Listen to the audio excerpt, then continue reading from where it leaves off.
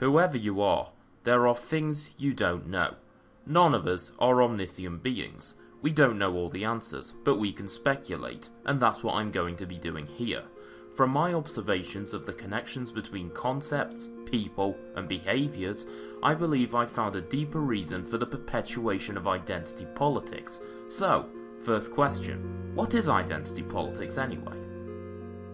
Identity politics, or IDPOL for short, refers to political positions based in the interests and perspectives of social groups with which people identify. Identity politics includes the way in which people's politics may be shaped by aspects of their identity through loosely correlated social organisations. Examples include social organisations based on age, social class or caste, culture, dialect, disability, education, ethnicity, language, nationality, sex, gender identity, generation, occupation, profession, race, religion, sexual orientation, settlement, urban and rural habitation, and veteran status. Now, at first glance, this sounds alright. We can identify the differences between all of us and each focus on our ways of defeating the biases which plague our society. But it's not that simple. It never is. We, as the working class, have only so much power in society, and the capitalist class know that. The capitalist class want us to focus on all these issues at once. Why? Because doing so will spread the working class too thin and make their movements much weaker than they'd otherwise be. The more identities brought up, the more the capitalist class gain, not just from weakening the movements of the working class, but also through marketing to each of these identities. Never has gender, for example, been so profitable.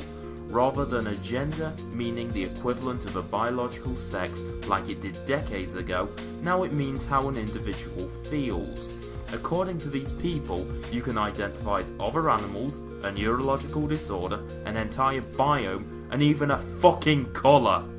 Has anyone else got the impression that gender has become a meaningless term, like art? Anything can be art, it's subjective, gender is the same, but Porky is very happy about that. Whilst young adults are squabbling about these topics on university campuses, Porky has started a business where he sells flags, phone cases, and a bunch of other rubbish which identifies these genders, and people fall for it. The same people who oppose capitalism and all it stands for are lining up behind the cashier with a new phone case, a flag, or any other merchandise with a set of colours, identifying them on it. A key individual who's working to perpetuate this is George Soros. Even though George Soros claims to oppose capitalism, this is nothing but a propaganda myth.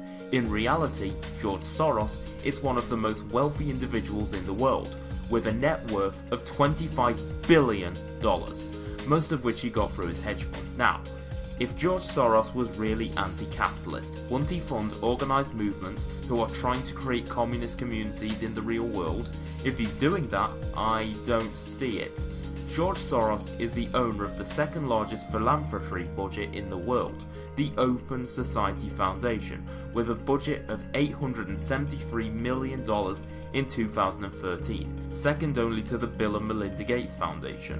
Over its 24-year existence, being founded in 1993, the organisation has donated $2.9 billion to defend human rights and a further $2.1 billion to higher education organisations, a further $1.5 billion to promote reform in criminal justice, drug policy, palliative care, education, immigration and equal rights.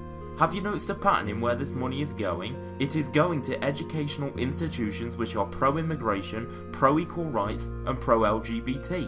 That's right.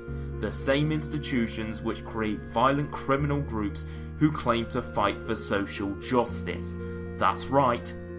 Antifa.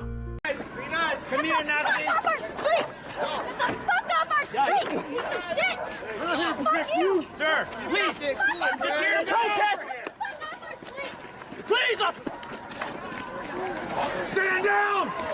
Get out! Get back! Get back! Get back! Get back! Get back!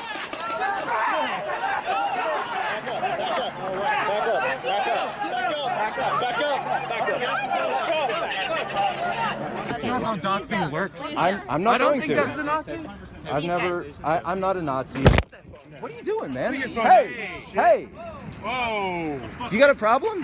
Yeah, I got a fucking problem. You want to fight? Fuck away from me. I'm standing here. I don't want to fight, man. I don't want to fight, man. No.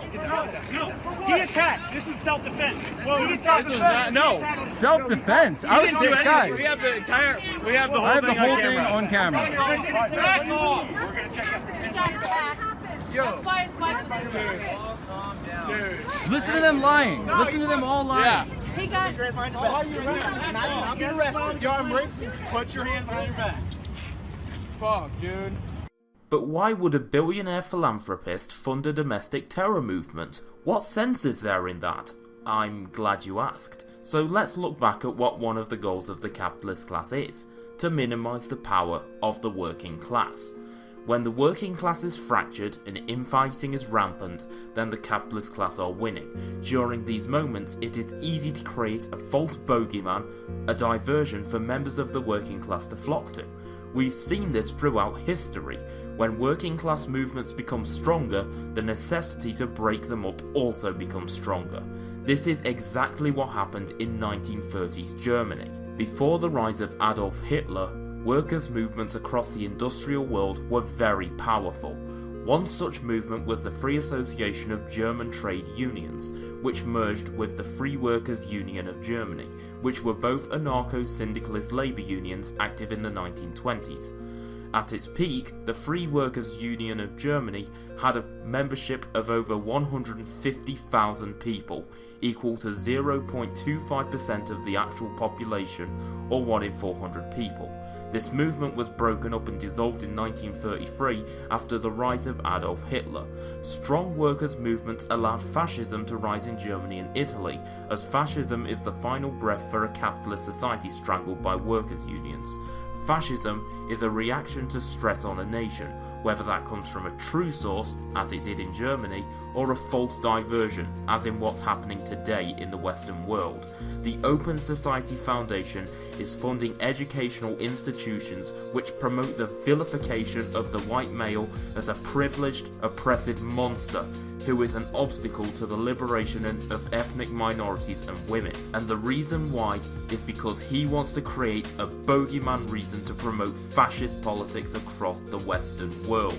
He knows that the contents of those courses taught at colleges create a generation of hooligans which are sufficient to promote the rise of the nationalist right. This is exactly what happened. When Antifa members get arrested for assault, it's not just Antifa and social justice warriorism that gets decried, but the radical left as a whole. It is this defamation that the radical left receives that is causing the ideas to be distorted and dismembered. It is an attempt to return the West to 1950s America, complete with a dogmatic, McCarthyite understanding of communism and an embrace of anything that opposes it. Socialism has spread the shadow of human regimentation over most of the nations of the earth, and the shadow is encroaching upon our own liberty.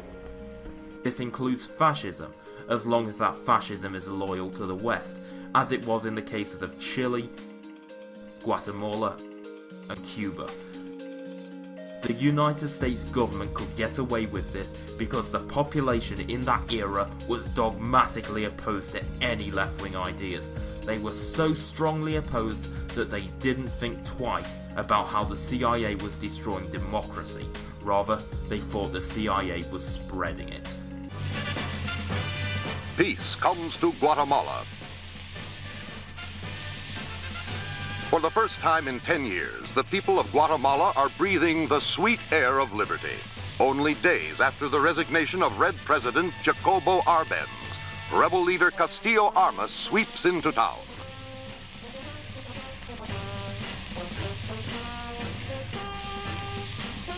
Thousands of communists and fellow travelers are rounded up in makeshift prisons. For United Fruit, it's business as usual, as all company land seized by the communists is returned. This is how you destroy an idea which is a threat to you. If you have the money and therefore the power, You control policy to support your interests, and the interests of the wealthy against communism is just common sense.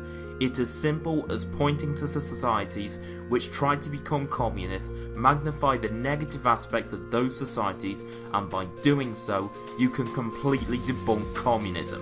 Nah, don't argue against their ideas, just say communism killed 100 million people, and you don't have to listen to them anymore. How convenient! Point to famines in Marxist-Leninist states and add to the death toll, but don't do the same with capitalism, because capitalism and selling yourself to a property owner are the purest examples of liberty and freedom.